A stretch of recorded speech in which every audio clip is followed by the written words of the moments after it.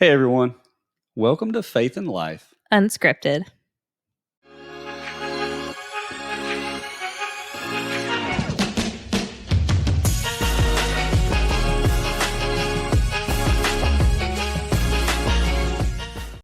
Today is our first episode of our marriage series. We're pretty excited to have a couple really close couples to us come on as guests in the next 2 weeks. We're going to have Nick and Anna Claire, who we actually walked through premarital counseling, and I was honored to be able to marry them about a couple months ago now. And you want to talk about the other couple we're going to have? And our other guest couple are Missy and Sam Heggie, who have been married for 34 years. So we're really excited to get some wisdom from them and see all the things that they've gone through during their marriage. Absolutely. Well, let's jump into what we've got today, which Let's is do it. a little bit about us. And I've titled this one "The Top 5 Foundations for a Healthy Marriage." Yep. So, just a little bit about us. We told you last week that we got married at a very young age. I was 20 and Chelsea was 18. Mm-hmm. She graduated high school in June, and we got married in July. Yep. So nice and young. But that obviously was good in some ways and maybe tough in others. Maybe the ways that I would say it was really good is we actually got to grow up together. And so I actually have seen a few of the couples that have listened to this podcast, or some of the people that have talked about how they could relate to that because they were high school sweethearts, which is awesome. I love those stories. But it's really fun because you kind of get to mature together and grow together. Yeah. But it is tough as well. We actually faced some adversity right off the bat. Chelsea, I'll let you talk about how we kind of had some doubters. Yeah, I think there's a lot of stigma that comes with when you're so young and in love. People are just like, you haven't experienced life. Yeah. You need to go to college. You need to meet new people, get new experience. Then you'll kind of know if they're the one. So I remember when we first announced like we were getting married, you did ask for permission. With my family dynamic, and we'll get into that at another time. You did ask my mom first, and then my dad for permission, and my mother did say yes. Yep. But I think her one condition was as long as I went to college. Yeah. And that was never in question for me. Like I knew I would go to college, but it wouldn't be in the traditional sense, like 4 years living in a dorm. Like I was going to do it as a wife. That's right. And I remember we sent out the save the dates and invites, and my family again was skeptical, and there was some family members who I'd never even heard from, like congrats or forget you, like nothing. They just completely ignored it. And I was just like, you know what? That's fine. If you don't want to support me, I'm going to live my life. And it is what it is. If you want to be a part of it, great. If not, that's your choice.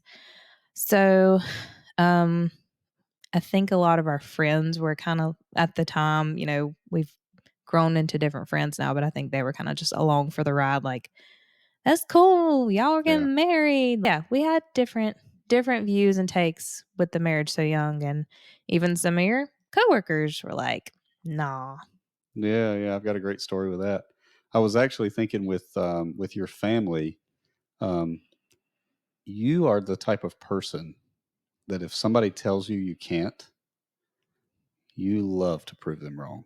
And so I think you actually probably use that as in some way maybe a push to like, I'm going to prove you that I will still go to college. I think that was one of the bigger things that was really doubted whether or not you would ever go to college or make it through college. And yeah, because it was like an assumption, like, oh, well, you're going to get married and then you're going to have kids and that's all you're going to do. Like, no one really said that, but you got that vibe from them. Like, you won't go to college. You're just going to have kids and do nothing with your life. And it kind of sucked to have that kind of support. That wasn't all my family, but That's some. Right. So, well, and I mean, it did come with its challenges. You know, it certainly isn't something that's for everybody, because school was harder because you were married. Yeah. It would have been a whole lot easier for you to go to school and been on campus and had everything right around you. But So back to my coworker. I had a really good friend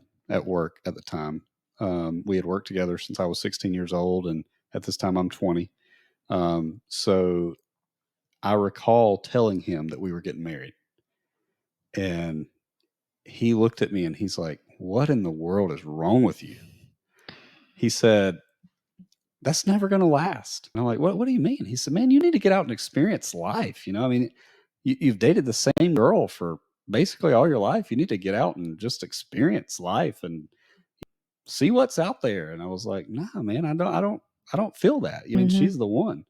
Um, and I'll never forget. He said, "It'll never last 5 years. There's no way." And I said, "I'll bet you it will." And he said, "I'll put $100 on it." And I said, "Deal." And we shook on it. There you go.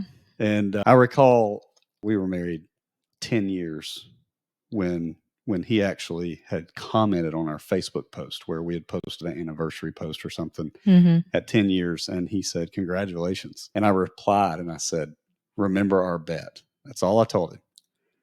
And 2 weeks later, I had a envelope at work that was mailed. This guy lives towards the coast. It was mailed to me, and it had $100 bill in it. Booyah. Yeah. So as we said, it wasn't easy, Right, yeah. but we did it, and it's only by the grace of God that that happens. So that segues us right into what we're going to talk about, which is we had a really, really sweet lady that gave us some of the best advice that we ever received very early in our marriage. Mhm. We were about a year in, maybe, Yeah, maybe. maybe less.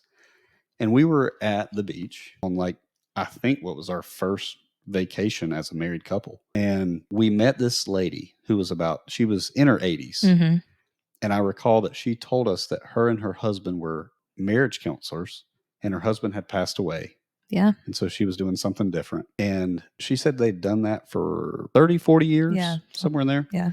So I said, "Well, give us some advice. We're newly married. What do you have for us?" And We're she's, eager. yeah, so she literally was loaded. She was locked and loaded, ready. She knew. And she said, "Yeah, absolutely." And she had an accent. And so it was really sweet. But she said, "Let me give you 5 things that you absolutely have to have for a successful marriage." And that's what we're going to go over today, Mhm. those things. And so we're going to get into them and talk about where we're strong in them, where we're weak in them. Yeah. And we love to grow in these areas. But really, these are the top 5 things that we feel like really make a healthy marriage and a strong marriage. So let's dive right in. All right. What's number 1? So, number 1 is we have to make sure that we put God first in our own lives and in our marriage. Amen. She made sure to say in your own personal life Mhm. and in your marriage. And I think that's so important. You need to come into the marriage with a strong foundation, but you need to maintain that foundation throughout the marriage. And then you have that together, obviously. Right. So what are some practical ways that you feel that we make sure that our marriage is rooted in Christ? I think I mentioned this last week. To be able to hear from God, you need to be in the Word. Mm-hmm. And that's probably the number 1 tip is to either be in the Word yourself and learn for yourself or read in the Word together. Because especially when you're reading together, you can feed off of each other and get different insight and input. And going into reading the Word leads to prayer time. Yeah. So whenever I do my own Bible study in the mornings, I usually try to follow up with a prayer, either that got me thinking from the Word or that's related to that passage. Same thing with us. We are not perfect. We are trying to do better with praying together at night. Yeah. I feel like we do a decent job praying with the boys, but me and you as a couple, like as soon as we hit to bed, we're like, good night. Like, yeah. We're tired. And there's something so powerful and connecting when you pray as a couple. Oh, yeah. And feeling vulnerable with each other. And it's humbling when you're in that quiet time. You're both together in the presence of God, just talking to him. Yeah, I think it's important to know that where 2 or more come together, Christ will be there. The Holy Spirit will be there. And so We were doing good at that for a while, and we've kind of fell off, and we prayed together the other night. But I think that's something that we definitely could grow in, but something that is really meaningful. I agree with everything you said there. Another thing that we do to stay Christ centered in our marriage is we disciple other couples. And that really just, when, and I've said it about leadership, you can't be a leader if you're not willing to do what the people under you do. Absolutely. And so it kind of calls us up and out as we're discipling other couples. And I've had some of the couples that we discipled really ask us, hey, are y'all doing this? Yeah. And so we feel obligated, like, we're going to do it. We're not just going to talk about it. We're going to be about it. Well, it's also hard to answer, like, when those questions come up, how are you going to answer them if you're not practicing what you're telling these youngins? Yeah. Practice what you preach. Yeah. So a couple of the ways we've done that is we actually walked, I think, 3 couples through the vertical marriage, which was a great resource. And we had just been through the weekend to remember. That was fun. And that was a good time. And I suggest that to any couple, particularly people who have been married a short period of time, newlyweds, and people who have been married a long period of time. I think that really would benefit both of those. Everybody, obviously, but I would definitely strongly suggest them. Great ministry. But then we also walked probably 3 to 4 couples and then a couple singles, I believe, through Financial Peace University, which is a big topic that people often forget when it comes to premarital counseling. Finances is big. Yeah. I think that is one of the biggest pain points for couples. And causes of arguments and Absolutely. stressors, anxiety. Yeah. Yeah. But for us, we've never struggled with that as far as like together. We've always been very clear, but the reason we're clear is because we were clear from the beginning. Right.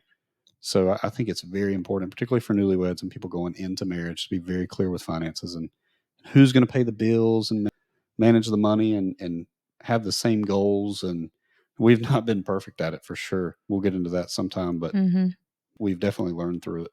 Yeah. Another thing that I think we do that helps us stay Christ-centered in our marriage is just stay in community. Yep. Accountability. Yep. That's exactly what I was going to say is when you are in community, that is the time that people really see who you are. And not just, we obviously go to a church that does community groups, which we absolutely love, but not just community groups, but we do something called DNA groups, which is just something where we're getting together with, 2 to 3 gender specific groups. And we're really going deep in each other's lives. And when we say deep, we mean like your joys and your sin struggles. Like, yeah, if it's in your heart and you're feeling convicted of it, you need to tell somebody. And that's what the DNA groups are for. So you can have that vulnerable space and with people you trust. Safe space. Yeah. Yeah. That's the most important thing is you've got like-minded Christians there and people, man, some of the things I'm overwhelmed thinking about it. Some of the things that have come out that have just been transformative for some of the guys that I've talked to has just been amazing. Just for them to be, I just feel overwhelmed to know that we've created a space. Yeah. That people feel comfortable sharing some of their deepest, darkest sin struggles and battles that they're fighting. And just to be part of those really builds me up. And then also, as it pertains to our marriage, the more I share, the more they share. And so I want to be vulnerable. So I think those are some good ones. So number 2, this is one Chelsea always loves and laughs about. Oh. And she's heard it 100 times and rolls her eyes every single time I say it. Because I've y'all told ain't ready. numerous couples. But in the words of the 80-plus-year-old lady, literally, who gave us this advice, and I cannot say it like she said it because her accent was so hilarious. I was very taken back. My face was probably pale white, but she was real, and she knew what she was talking about. Yep. And she said, sex, lots of sex. And so obviously that's a topic that has been avoided a lot, I feel like, in the church, Yeah. and the world has its own view about it. But I think that's a topic that's been really avoided in the church and just amongst Christians. And so what do you think? Obviously in the church we don't talk about it a lot. The Bible certainly talks about it. Song of Solomon is very in depth. I think not just recently, but throughout history, culture has completely distorted what sex is. Yeah. They've turned it into an idol Mm-hmm. and No doubt. some sort of morphed passion, Mm-hmm. which is totally opposite of what the Bible says sex is for. Yeah. Sex was created first for procreation Mm-hmm. and second for pleasure. Yeah. And so because the culture has distorted the view of sex, it's almost like a taboo for the church to talk about, like, oh, well, that sounds kind of dirty, so maybe we shouldn't. And then you turn to the Yeah. Song of Solomon, it's like, whoa, Yeah. like, you said it was dirty. Go read this book. Yeah. In the context of marriage, it is such a gift from God, Mm-hmm. such a blessing. And so we're going to scratch the surface today. Yep. We're not going to go super deep, Nope. but we can later. Yeah. I don't want we don't want to hit y'all too hard with the basically our first podcast. So, Yeah. but I think it's important to talk about when we talk about marriage. We can't be ashamed of it. We've got to really just be open and honest. So I just want to give a few practical tips for men, things that I think you can do that's really going to help your marriage, particularly when it pertains to sex. Mm-hmm. And so I would say that number one is that women don't always want physical touch. No. You need to care for her emotions Because we cray sometimes. and care for her feelings. Just care for her. Just love on her. And when we say love, men see love a lot differently than women. Mm-hmm. Men see love very physically, typically, and women see love a lot different than that.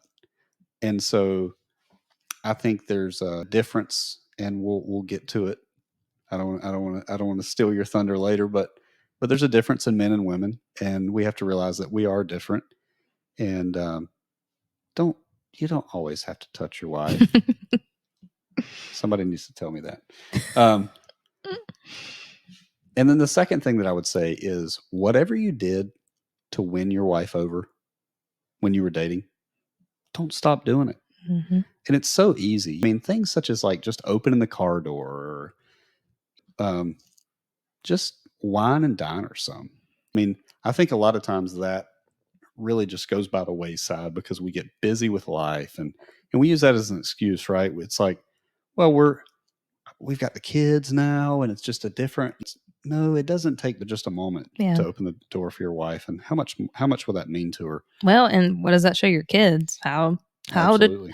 to treat your wife, the wife that you want. Yeah. This is how you should treat her. If we're called to love our wives as Christ loves the church, how should we act? And I think that that's the epitome of really what I'm saying. And then the third thing that I would say, which is kind of funny, but it's legit. Mm. Guys, stay clean, stay fresh. Some of the when Chelsea compliments me the most, it's when I've got up in the morning and I go and for work, wear a suit, and I put my suit on, and I've got my hair fixed, and I'm smelling good and I'm feeling good, and I walk through the house and she'll just give me this look or sound or whatever it is she does. And so I think it's important sometimes as husbands, we can get caught up in overindulging and we get happy and we get comfortable. And so we kind of quit taking care of ourselves. And um, obviously, my metabolism is super fast, so I've never struggled with that massively. Um, but a lot of times, husbands can kind of fall by the wayside when it comes to their health. Mm-hmm. And so I think it's important to continue taking care of yourself and staying clean and fresh, looking good. Yeah. So, what do you have anything for us for the women when it comes to sex? What kind of ideas and maybe helpful hints, tips, tricks do you have for the ladies? I like to wrap, I guess, sex and intimacy together because Yeah. they're similar, but they're different. Some of these tips are a way to be more intimate, not necessarily in a sexual way, but just feel Hmm. closer. And I think I have two that I'm going to speak on today. The first one is, I think, the most important, and is to stroke your man's ego. Men like to feel wanted Hmm. and important. And I think as a wife and a mom, like our kids come first, mainly because they do need the basic needs. Um, but even just a simple, "Hey babe, you look good today," or "Thank you for doing such and such. Thank you for mowing. Thank you for Oh yeah, taking the trash." Like goes a long way. anything. Yeah. Makes me want to do more. Yeah. And I think we get so used to like either doing the same thing over and over, or we get used to our spouse doing the same thing. And it's just like, oh, they're just doing their normal thing. Hmm. And we forget to thank them.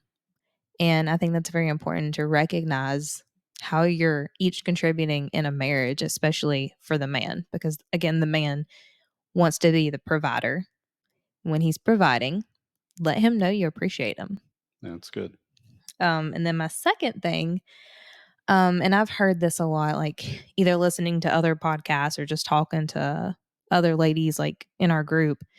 Um, get out of your own head. Um, for me, I'm a self-conscious person. And if I am in that phase, like I've had a rough day, I haven't had a shower, I got my messy bun, like I don't want to be touched because I don't feel attractive. And I think you're beautiful in that moment. Thank you. Thank you. And I tell you, You do tell me, but I don't believe you. And that's a lot of where I get stuck is like, I don't feel pretty. So if I don't feel pretty, I know he doesn't think I'm pretty, which is not normally the case, probably ever. But I don't believe you. And I think that's just one thing, like another identity thing I talked about last week, finding your identity in Christ, not in your appearance or how you that's feel. good. Find your identity in Christ. And it's easier said than done, but that should bring you joy. Like I am loved, I am cherished by Christ and my husband. That's good. Yeah. And I have to remind myself of that a lot. So, That's really good. yeah. Yeah. So, I mean, I think sex is something that is very crucial in a healthy marriage. Mhm. I've heard it said before that sex is not the thermostat to a marriage, but it is the thermometer. That it doesn't set the tone, Mhm. but you can tell how the marriage is going typically by the frequency of it. Yeah. And so I've seen that to be very true in our marriage, and that's something that we've always been very good with. We struggle in a lot of areas. That's one of the areas that we have not struggled in. So it's good. Um, so number 3 is very important. Communication. Mhm. Communication is key.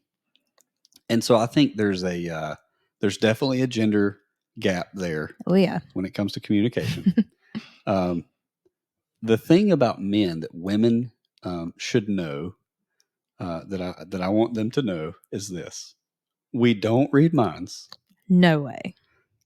and our minds are really really simple. I mean, Mm. sometimes so much that is stupid.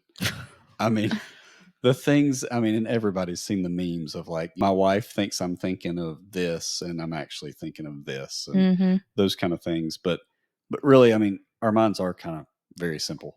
Mm. We really don't think about complex things. And so when you um, come by me and go, and you assume that I know that that means I forgot to take out the trash, I probably don't. You probably just need to tell me again. So, as far as for the ladies, what do you have as far as for the ladies when it comes to communication?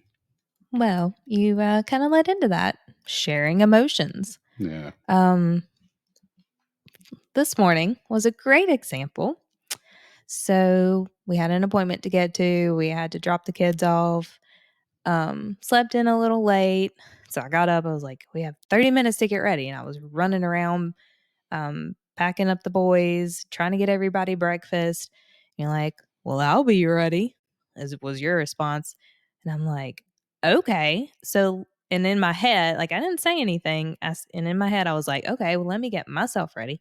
That dog's fed. That kid's ready. Breakfast for everybody. And you just lay your little butt in bed. And I held on to that for a while. Yeah. And I was angry. And you didn't understand why I was angry. And that was my fault. So I'm sorry.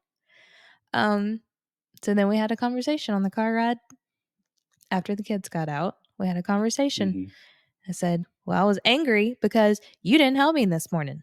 Yeah. And you were like, well, I thought you would have asked for my help if you needed it. And me assumed you would just get your butt up and give it. So, communicating emotions and needs is key, I think, for ladies.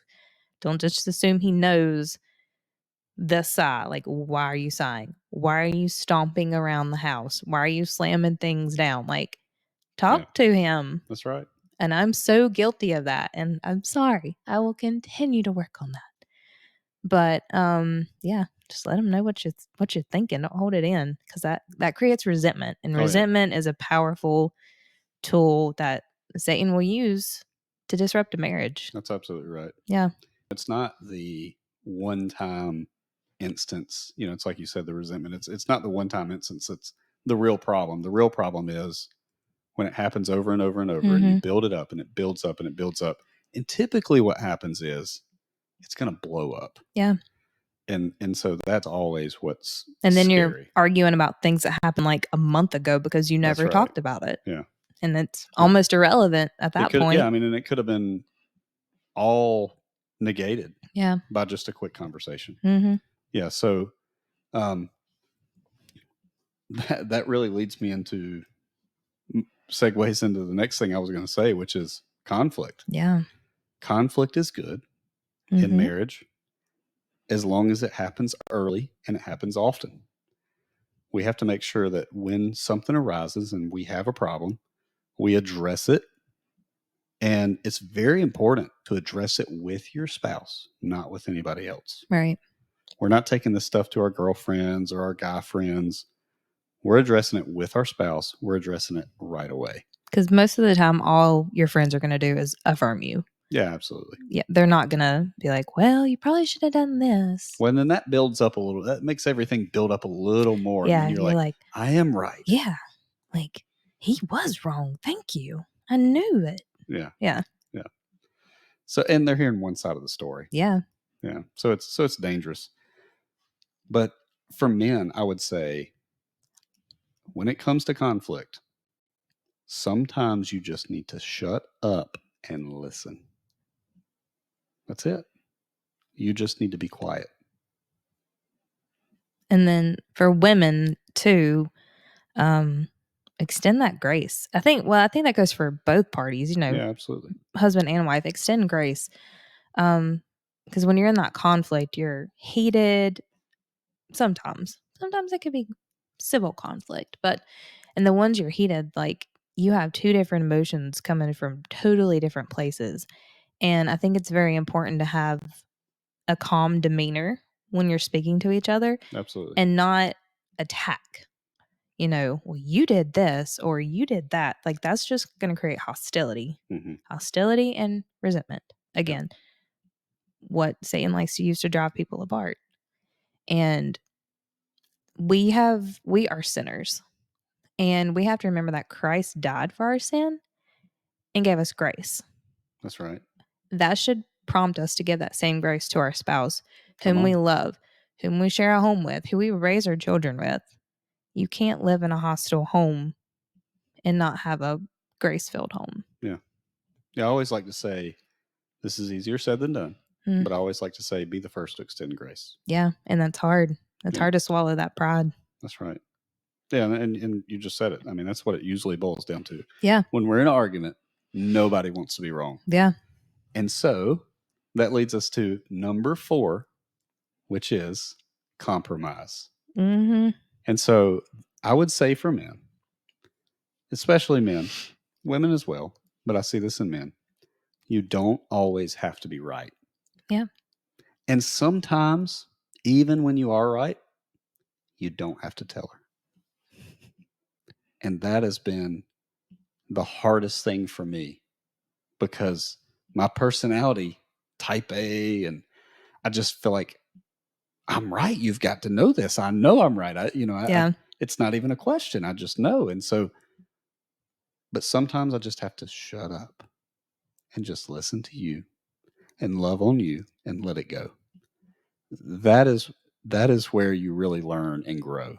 That's where the rubber meets the road.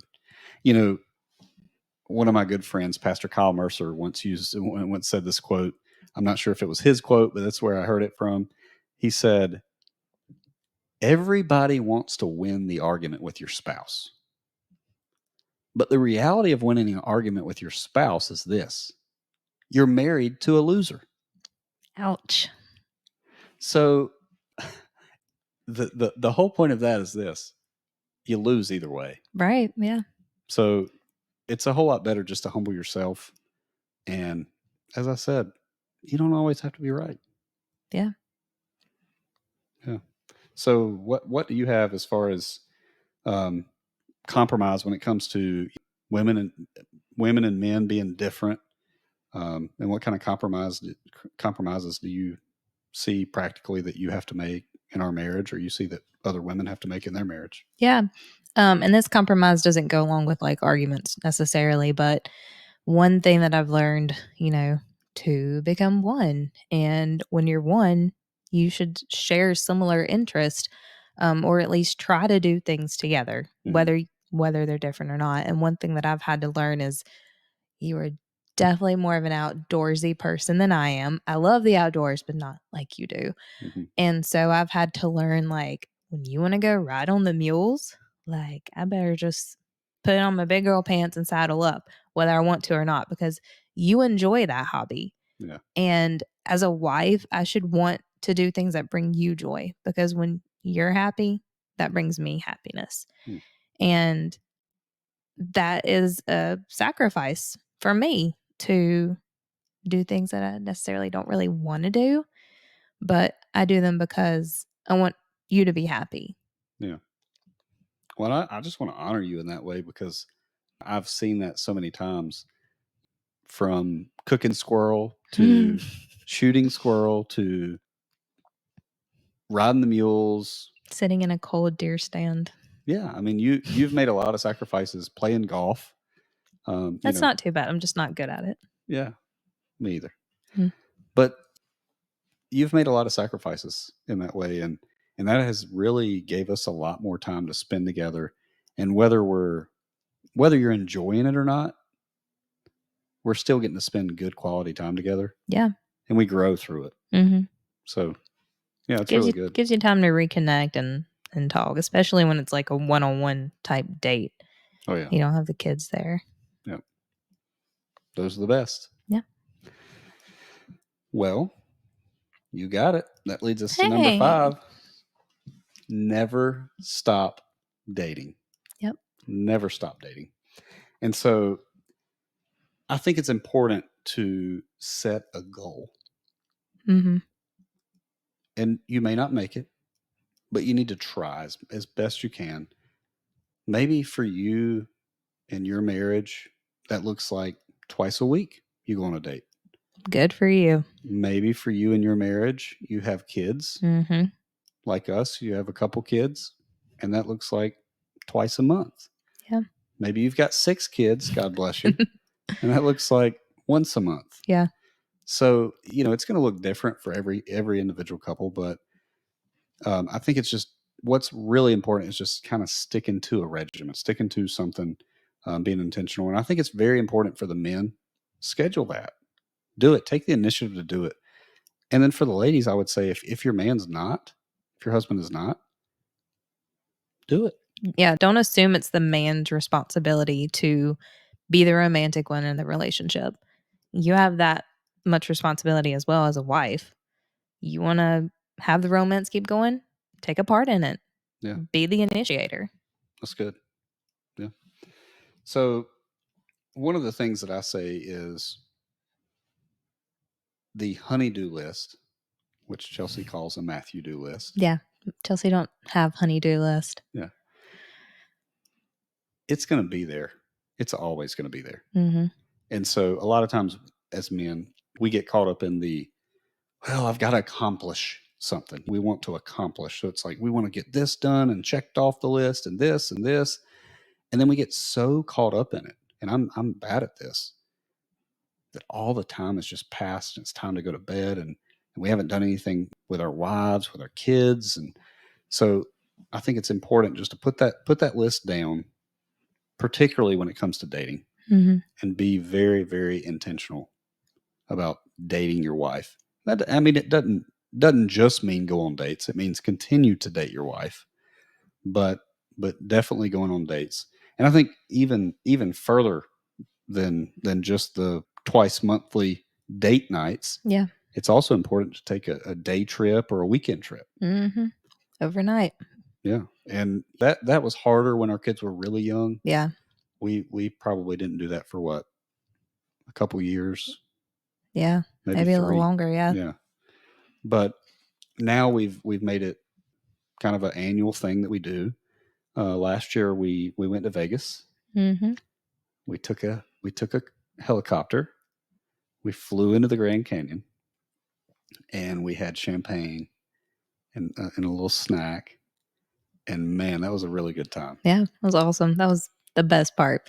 I could take or leave Vegas, but the Grand Canyon was the best. Yeah. Was check off my bucket list. Well, and we were there for a conference, so we really didn't do anything in Vegas other than eat. But yeah, yeah. But the food was good. Yeah. So I think it's just very important to date weekly or monthly, and then annually, at least once. Try to get away for overnight, maybe a couple nights if you can. And I think what you had said about your to-do list, like you have things that you want to accomplish. And I think on the opposite side of that for women, it's like, I don't know, I wouldn't say accomplish is the word, but we have like dishes, laundry, Oh yeah, take care of the kids, clean the house. And it's just like, your house is not made to look perfect. You live there. And That's I've right. struggled with that. Like, I don't want a crumb on the counter. I want all the toys picked up before bed. Like, it's okay. You live there. If you're wasting your time that you could be spending quality time with your kids or your spouse because of the little bits and pieces of the house that are always gonna be there, don't worry about it. Yeah. I mean, you can't get time back with your spouse. That's right. So that's Well, my key takeaway. Yeah, and I intended to tell this story down the road when we talk about parenting, but I think it's worth telling now and maybe then as well. But obviously, in what I do in funeral service, I get to see families from all different walks and from grandma to baby. Yeah. And one of the moms that I served, she had lost her little girl, and I asked her, I said, how do you feel? You know, tell me more about this process, and what was your takeaway? And she said, well, just pick up the laundry. Hmm. And I said, okay, I'm all ears. Tell me what you mean. And she said, well, as my little girl I'm gonna cry. had a terminal illness, it seems that it's not just us. It seems that it's all parents. Yeah. That the dirty clothes is placed right beside the laundry basket. Drives me crazy.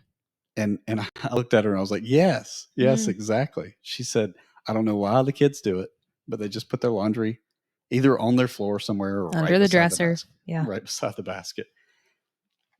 She said, as I was picking that up, knowing that I wouldn't be able to do it anymore, she said, I was so overwhelmed and blessed to be able to pick up that laundry. Yeah. And she said, my takeaway would be this: just pick up the laundry. Yeah. And so I think that could be used in the context of marriage as well. You know, there's so many spouses that I see day in and day out that don't have their spouse anymore. Mm-hmm. And so if your husband leaves his dirty clothes next to the laundry, just pick it up. And if your wife doesn't get the dishes done at night, why don't you do them for her? Why don't you wake up early? Preach. Why don't you do something to help her? Yeah. You know, we're in this together. Yeah. It's We're- not this we're- is your job, this we're a is my team. job. Yeah, we're Yeah. together. So where I'm lacking, I hope you're abounding, and vice versa. And I've seen that. I've seen that a lot of times when I'm weak, you're strong. And when you're weak, I'm strong. And I think that is a part of spiritual growth as well. You know, when you work together as a team, you also build each other up in Christ. Absolutely. It's good. Yeah. It's a good place to end, I think. Just kind of to close it all out, I just want to say this, that we certainly don't have it all together. Mm-mm. And that's part of this podcast, and what we intend to do is just show that this is real life. This is raw. We don't have it all together, and we know. Yeah. But we have learned a lot in the 14 years that we've been married, and 18 that we've been together. Yeah. And we've grown a lot. And a lot of that has to do with our faith. Yeah. Many different ways, emotionally, physically, spiritually. Yeah. Yeah. So, I mean, we understand that there's going to be people that listen to this podcast from all different walks and all different situations in life, Mm-hmm. from single again, married, Widowed. Yeah, absolutely. And soon to be married, newlyweds. Yeah. Um, New parents. And then there's also going to be people who are going through divorce or just been divorced. And we hope to really just encourage everybody. Mm-hmm. We hope that this podcast will just reach out and touch you in some way. And we hope that whatever you're going through, wherever you're at, whatever situation applies to you, that you just richly feel the grace of God in your life. Because we certainly couldn't do it without God's grace. So we actually are going to, this week, by the time everybody hears this podcast, right, we will actually be on Apple, Spotify, YouTube, TuneIn, Amazon, and iHeartRadio. Wow. So we're gonna hit all platforms starting this week, as long as I don't rack my brain and trying to get it done. But you got it. That's our intentions. So so if you guys will just subscribe and share, we would greatly appreciate it. We've been overwhelmed by the response of everybody for the first podcast, and we hope you enjoy this one and the ones to come. We're as we said, we're going to have 2 couples on for the marriage series, newlyweds, and then seasoned married couples. Wisdom givers, yeah. And then after that, we're gonna be coming to you with Will Brinkley, the Tar Heel farmer. He and I are going to sit down and chit chat about the old days. That'll be a fun one. Yep. And Chelsea's got a good friend coming on who is really full of wisdom. Yep. And we've got a few others lined up. We're really excited for the guest coming on. Absolutely. So I guess that closes us out for today. Yep. Yeah. So I will. I'll hit them with it this time, since last time you you struggled a little bit. So we'll close like this. May your faith continue to grow, and may your life be filled with grace and peace. This is Faith and Life Unscripted. See you guys. Bye.